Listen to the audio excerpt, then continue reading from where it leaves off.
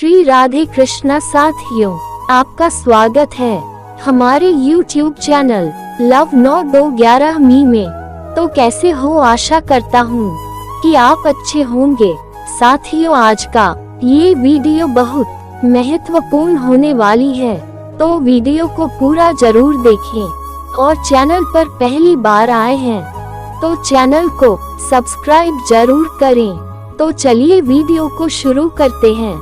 द्वापर युग का अंतिम समय चल रहा था, यानी आज से कुछ 5000 वर्ष पहले की एक घटना है। मथुरा के राजा उग्रसेन का बड़ा पुत्र कंस अपने चाचा देवक जी की सबसे छोटी पुत्री देवी की को विवाह के बाद पहुंचाने जा रहा था। देवकी का विवाह यदुवंश के सरदार वासुदेव जी के साथ हुआ था। रास्ते में ही जब कंस रथ को चलाते हुए आगे बढ़ा रहा था, तभी आकाशवाणी ने कौनसे से कहा, हे मूर्ख, जिस देवकी को तू इतने प्रेम से उसके ससुराल पहुंचाने जा रहा है, उसका 8वां पुत्र तेरा मृत्यु का कारण होगा।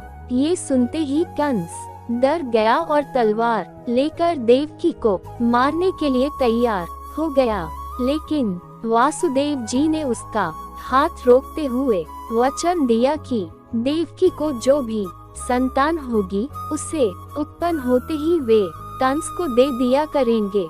वासुदेव जी की बात का विश्वास करके कंस ने देवकी को छोड़ दिया और लौटकर अपने पिता उग्रसेन को राजगद्दी से हटाकर उन्हें कैद में डाल दिया और स्वयं मथुरा का राजा बन गया। जब देवकी का पहला पुत्र हुआ, तब उस बालक को वासुदेव जी ने कंस के पास ले गए।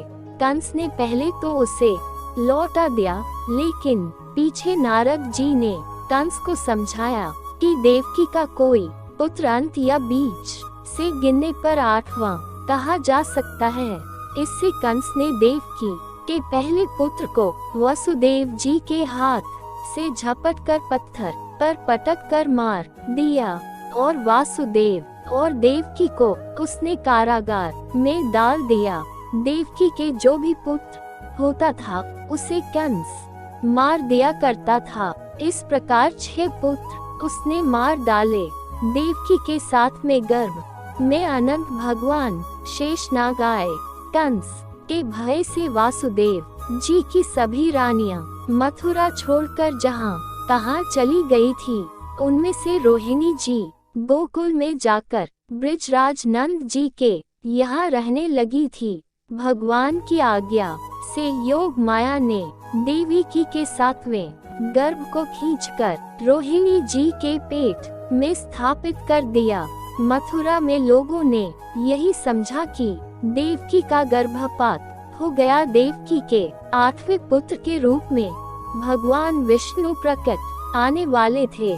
कंस ने इस बार कारागार पर खूब कड़ा पहरा बैठा दिया था। भाद्रपद कृष्ण पक्ष की अष्टमी तिथि दिन बुधवार और रोहिणी नक्षत्र में थी। आधी रात को जब पूर्व दिशा में चंद्रमा का उदय होने जा रहा था, कंस के कारागार में वासुदेव और देवकी के सामने भगवान प्रकट हो गए। शंख चक्र गदा पद्म लिए चतुर्भुज रूप से मुकुट कुंडल आदि आभूषण पहने भगवान प्रकट हुए थे। भगवान के तेज से अंधेरे में डूबी सारी कालकोठरी प्रकाश में हो गई थी। वासुदेव और देवकी ने हाथ जोड़कर भगवान की स्तुति की। माता देवकी ने प्रार्थना करते हुए भगवान से कहा कि आप बालक बन जाए। इसलिए भगवान ने साधारण मनुष्य के नवजात शिशु का रूप धारण कर लिया। वासुदेव जी को भगवान ने आज्ञा दे दी थी कि मुझे गोकुल में नंद जी के घर पहुंचा दो और वहां यशोदा जी को, जो आज ही कन्या हुई है, वह मेरी योग माया है, उसे यहाँ ले आओ।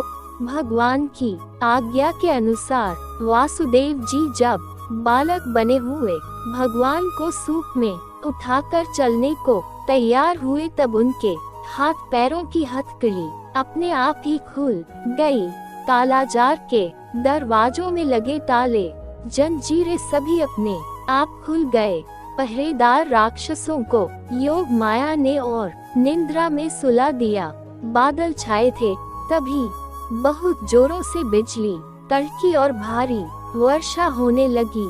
शेषनाग भगवान अपने फनों को फैलाकर भगवान पर फनों का छाता लगाकर वासुदेव जी के पीछे पीछे चलने लगे। यमुना जी में बाढ़ आई हुई थी, ऊंची ऊंची लहरें उठ रही थी, लेकिन वासुदेव जी भगवान को लिए जब यमुना जी में जाने लगे, तब यमुना जल अपने आप घट गया।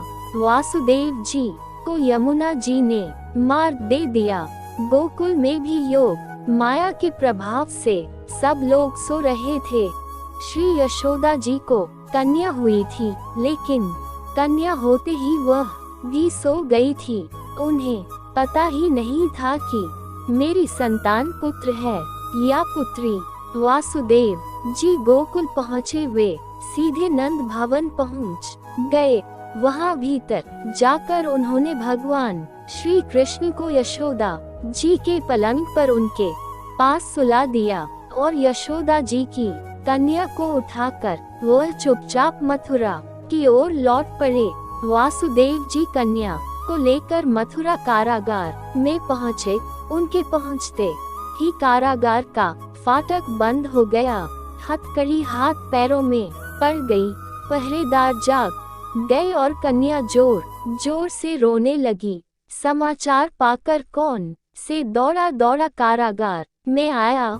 उसने उस कन्या को देवकी से छीनकर पत्थर पर पटकना चाहा, किंतु उसके हाथों से छूटकर कन्या आकाश में चली गई और अष्टभुजा देवी का रूप धारण करके कौन सी से यह कहकर अदृश्य हो गई कि तेरा वध करने वाला कहीं उत्पन्न हो गया है।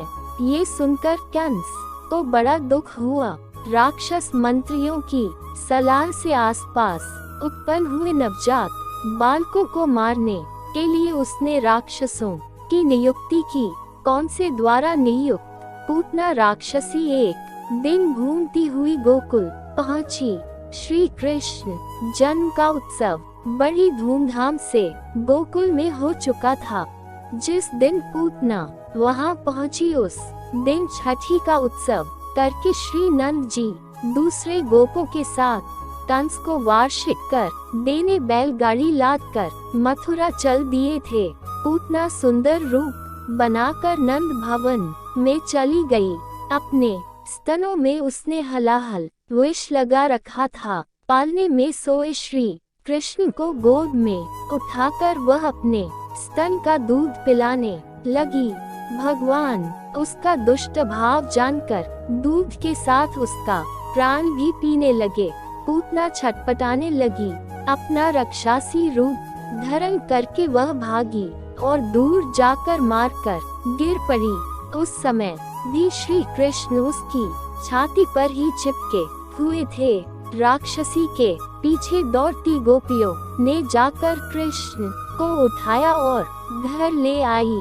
जब कृष्ण 27 दिन के हुए, उनका जन्म नक्षत्र आया। उसी दिन अपने आप उन्होंने करवट ली थी। जन्म नक्षत्र एवं करवट लेने का उत्सव हो रहा था। भीड़ भाड़ से अलग एक बैलगाड़ी के नीचे माता यशोदा ने श्री कृष्ण के पालने को रख दिया और यशोदा जी ने श्री कृष्ण को सुला दिया। लेकिन कुछ देर बाद इनकी नींद खुल गई। माता का दूध पीने के लिए पैर उछाल उछाल कर रोने लगे। इनके कोमल पैर का धक्का लगते ही वह बैलगाड़ी उलट गया। उस पर रखे दूध, दही, माखन, घी आदि के बर्तन फुटपाथ गए। गोप एवं गोपियां बैलगाड़ी पलटने का शब्द सुनकर दौड़ पड़े और उन्होंने श्याम को वहां से उठा लिया।